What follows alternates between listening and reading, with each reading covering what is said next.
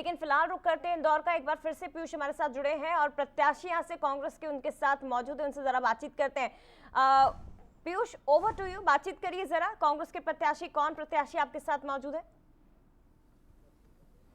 देखिए, इस वक्त हम इंदौर विधानसभा 5 में मौजूद हैं और यहां से सत्यनारायण पटेल को कांग्रेस ने फिर से मौका दिया है। पिछले चुनाव में मैदान में थे और एक बार फिर से पार्टी ने उन पर भरोसा जताया। और सबसे महत्वपूर्ण बात है, गांधी परिवार के सबसे करीबी माने जाते हैं। लगातार उत्तर प्रदेश में भी हुए जो इलेक्शन हुए उन्होंने सक्रियता दिखाई। जो प्रियंका गांधी, उनके साथ भी लगातार भी डटे रहे। पटेल साहब, सबसे पहले तो किस तरीके से देखते हैं, मौका एक बार फिर मिला है विधानसभा 5 में, क्या दावे, क्या कुछ वादे हैं?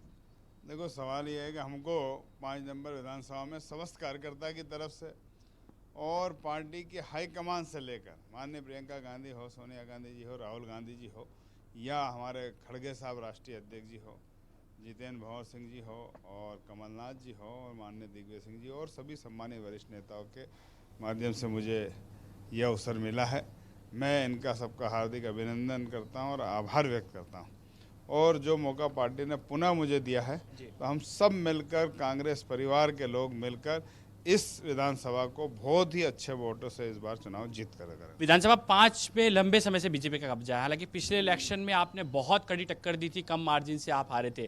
क्या कुछ लग रहा है इस बार, कौन सी रणनीति होगी कि विधानसभा 5 में बीजेपी के इस गढ़ को कहीं न कहीं जो है फतह करने में कामयाब होगी कांग्रेस? इस बार की रणनीति हमारी होगी, हमारे सभी कांग्रेस परिवार के लोग पिछले 5 साल से संघर्ष कर रहे हैं और हम सब आम जन तक, सामाजिक, धार्मिक, राजनीतिक, बौद्धिक और सांस्कृतिक, खेल जगत से लेकर आम जन तक हम पहुंचे हैं।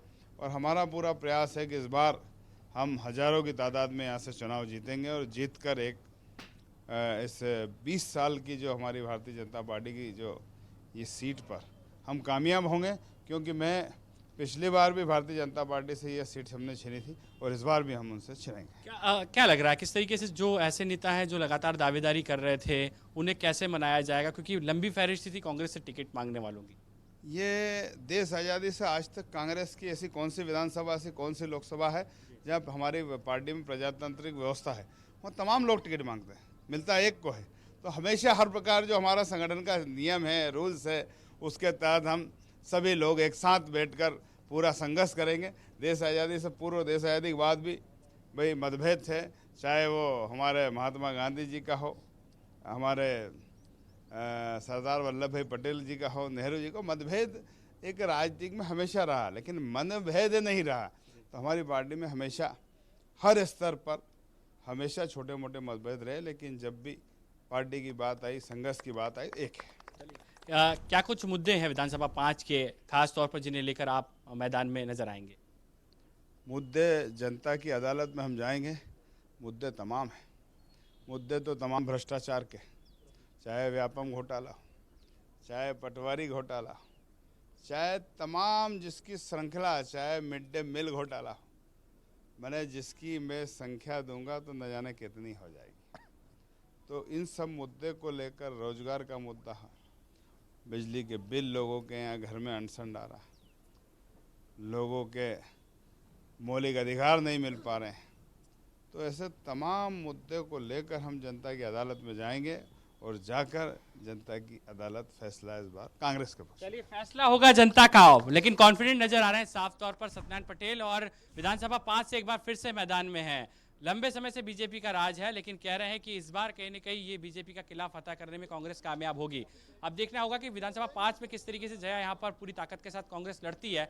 लेकिन एक अनुभवी चेहरा है सत्यनारायण पटेल, लंबा अनुभव उनके साथ में रहा है। उनके पिताजी भी जो है कांग्रेस के बड़े पदों पर रहे हैं, पूर्व मंत्री रहे हैं रामेश्वर पटेल। तो किस तरीके से उनको इसका फायदा मिलेगा, देखना दिलचस्प होगा। लेकिन पूरी तरीके से यहाँ पर कांग्रेस तैयार नजर आ रही है। जया।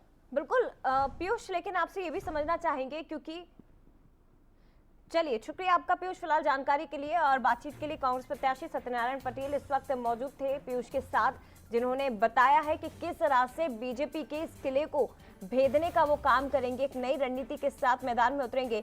पिछली बार भी इन्हें टिकट मिला था, लंबे समय से सक्रिय था, लेकिन एक बार फिर से कांग्रेस ने इन पर भरोसा जताया है और ये महत्वपूर्ण हो जाता है कि कांग्रेस ने अपने तमाम प्रत्याशियों के नामों का ऐलान अब कर दिया है। और देखिए, कहां से कौन प्रत्याशी बनाया गया है ये भी इस वक्त ग्राफिक्स के जरिए आपको बता रहे हैं। 3 प्रत्याशियों को हालांकि बदला गया है, बाकी 6 विधायकों के टिकट भी काटे गए हैं। लेकिन महत्वपूर्ण है कि जिन प्रत्याशियों के नामों का ऐलान पिछली सूची में नहीं हुआ था, कुछ प्रत्याशियों के नामों को बदल भी दिया गया है। जैसे गोटेगांव से एनपी प्रजापति का नाम चौंकाता है, उनकी जगह शेखर चौधरी को पहले मैदान में उतारा गया था, लेकिन अब एक बार फिर से पार्टी ने उन पर भरोसा जताया। शेखर चौधरी की जगह उन्हें एनपी प्रजापति को यहां से टिकट दिया गया है। तो ये काफी महत्वपूर्ण हो जाता है। 88 प्रत्याशियों की सूची जो कि कांग्रेस ने जारी कर दी है और नाम आप इस वक्त स्क्रीन पर देख सकते हैं। कौन से प्रत्याशी किसके सामने लड़ेंगे। निवास से चैन सिंह वरकड़े, मंडला से अशोक मरस्कोले पर पार्टी ने भरोसा जताया। गोटेगांव से एनपी प्रजापति। और चलिए सीधे रुख करते हैं भोपाल की गोविंदपुरा सीट, काफी हाई प्रोफाइल सीट है।